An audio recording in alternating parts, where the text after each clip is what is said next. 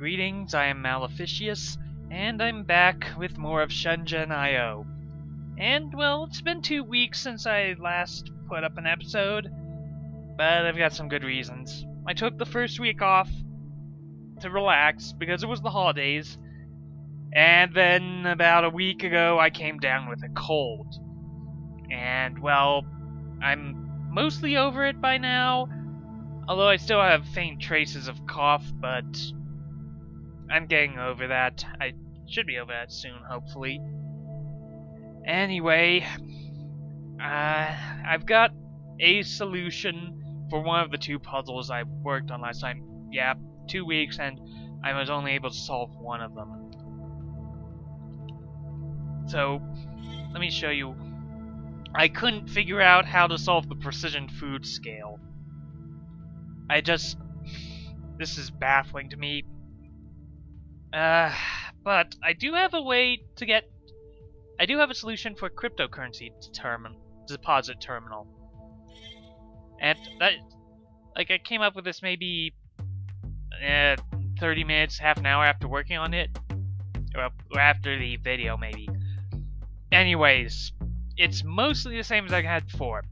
I've got 3 MC6000s at this point, though, because I needed that much space for code. I still have the DX300 here, just for input. I've squeezed a this is a RAM chip. Yeah, this is random access memory. And I've got an MC4000X here, mostly just to read out. So here's how it works. So the card reader waits until it gets... Well, it moves whatever it comes in from the DAT because it's a non-blocking X bus port. So if we're not getting any information, we just get negative 999. So I do a test comparison of... So I just move whatever's coming in into the DAT registry, and I test compare the DAT registry with -1, because there's only really 3 possibilities. If it's less than -1, that means it's negative 999, and we need to just ignore. We need to do nothing with this controller. Then if it's greater than -1, that means a card has been inserted, and we need to read off the numbers on it. Okay, so yeah, if it's less than -1, I move 0 to the accumulator, move 0 to X1, so into this microcontroller, and then I jump to the end is sleep 1. But yeah, if it's more than that, I move the value of 0 to X3, which resets the addressing on the RAM chip. And then I start a loop. I test if the accumulator is less than 8. If it is, I move whatever's in the DAT registry into the RAM chip. I add 1 to the accumulator. Then I read in a new X0 value from DAT into DAT, and I jump back to the loop. So this should always give me 8 digits, and all the credit cards seem to have exactly 8 digits, and they all seem to start with a 0, but all the numbers are more than -1, so that's fine. But as soon as the accumulator hits 8, then I jump to end.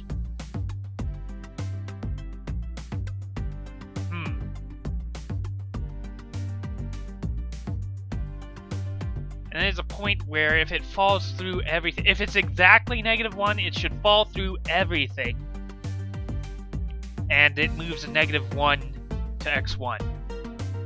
Now that this microcontroller, it handles the input. So I move value of X0 into DAT, and then I test equal if DAT is 1. If it is, then a 20 is coming in, and so I add 20 to the accumulator. I test equal if DAT is 10. If it is, I add 50 to the accumulator, because that cache 50 is hooked up to P1. And then I test equal if DAT is 100, and I add, because, again, it's hooked up to cache 100. If it is, I add 100. And I set this to sleep until it receives a value from the X1 port, which is from here. Then I test equal if it's -1, and this is why I move the 0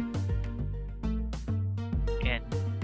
So if it is, I move a -1 along X3, and and then I move the value in the accumulator along x3, and then I move a 0 into the accumulator. So this sleeps until it gets an x value from x1, and I test equal x1 because,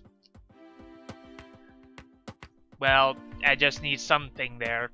If it's not, I jump to end, but I don't think it can get a value that's not -1. But if it is, I move a -1 to x3. So it goes to here. This sleeps until it gets a value from x2. I test equal if it's -1. If it is, and it should be, I move a 0 to x1, so that's the second address set. And then I do another loop, test less than accumulator 8. If it is, move whatever value is in the data out x2, add 1, jump back to loop. So I pull all the values of the credit card out and move it to here, and then at the end of the loop, I move a value of 0 into the accumulator to reset. So after it moves the -1 out here, it sleeps until it gets data from here, and then again, I'm doing the loop, test less than accumulator 8. If it is, move value from x3 out to x2, add 1, and jump to loop. Okay, so yeah, that puts the credit card out. Then I move a 0 to the accumulator to reset that. Then I sleep until I get a value from here. And then I move whatever value is out here, because the last digit of the packet I need to send out needs to be the amount of cryptocurrency sent out. And I ran test this twice, it should work. So here's the simulation. Money's coming in, packets are going out. Well, cards are going in, money's coming in, packets going out. And it seems to be going out correctly in each case. 80 test runs, complete. And once again, I've done this inefficiently. Cost is higher than most. Power usage, well, I hit about, not quite the most common, but second most common. And yeah, I'm using a lot more lines of code.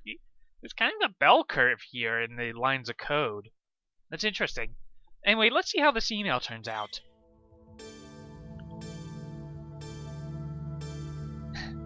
Okay, from Wu Li Li. Great, I think we can really catch the wave with this one. Cryptocurrencies are really surging in popularity again thanks to recent market fluctuations. It seems even people who used to work primarily with cash are giving up and looking for an easy way to convert their money to digital these days. From Carl Teskey. I wish I had my own currency. It must be nice to use a medium of exchange that you can manipulate anytime you like. From Wu Li Li. No politics, please, Carl. From Carl. Right, to think I almost forgot. Alright, well that's that done. I could maybe play a little solitaire and talk about recent events. Mostly to try and fill time.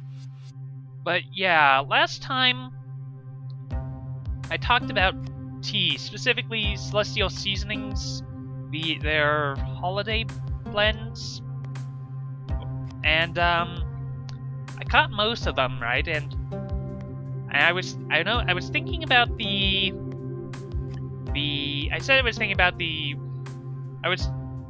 thinking into ones I hadn't tested, and I got the opportunity to try them now. There was the cranberry flavor, which I was aware of. I had seen it before.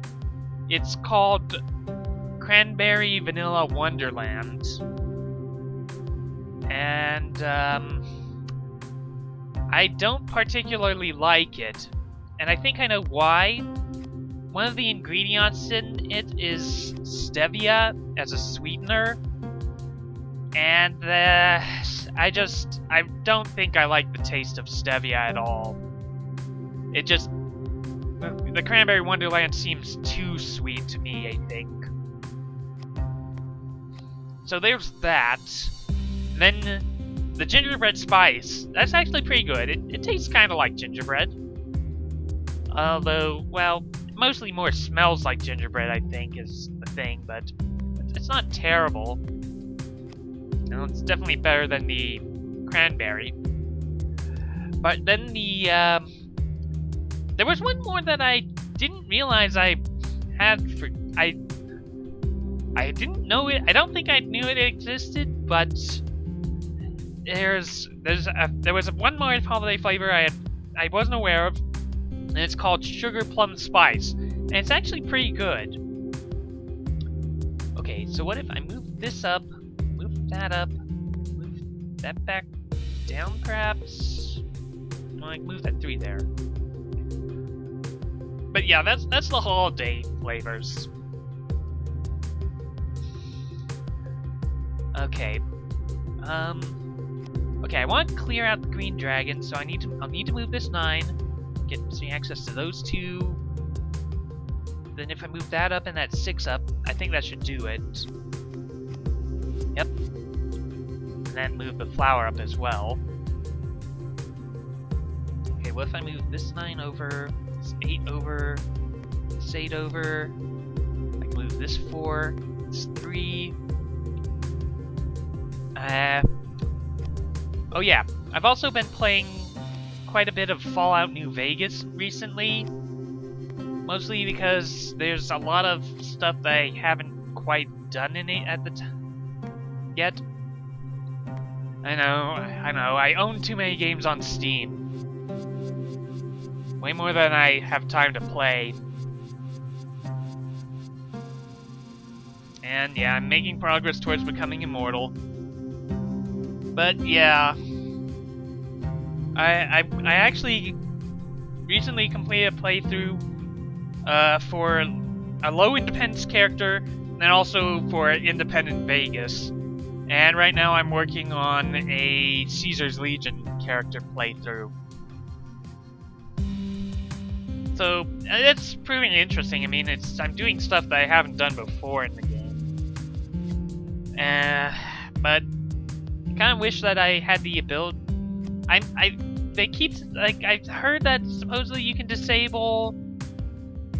Well, there's like a menu when the game launches, which it looks like it should be possible to disable certain features at the start of the game, but it doesn't work, oddly enough. Or at least it doesn't seem to work for me. Okay, oh, there. I can clear all the red dragons, like that. And then I'll move, okay, I can't move that. That. Okay, I think I want to move the 6 to there, but okay, wait, there's 2 green dragons. Oh wait, I could clear all the green dragons if I do that, and that gives me a free cell.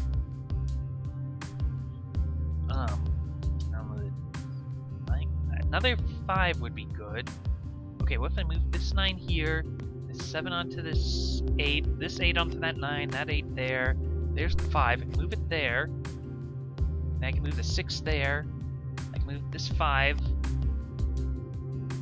I think I want to move this 8 out. Maybe then I should move this 9. And I can move that there. Okay, I can move this. Oh, no, I can't move that 9. Okay, what if I move? No. If I move this 6 to the 7.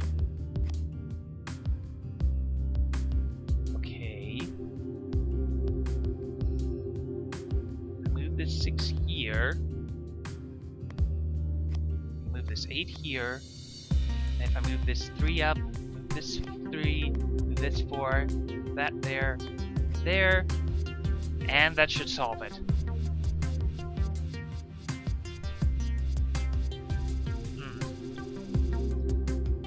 Okay, well, I think I'll go back. I'm having a cough drop right now just to try and keep it from being coughing. Well, at least a recurring cough, occasional coughing. But yeah, I think we can now move on to more stuff. More emails, apparently.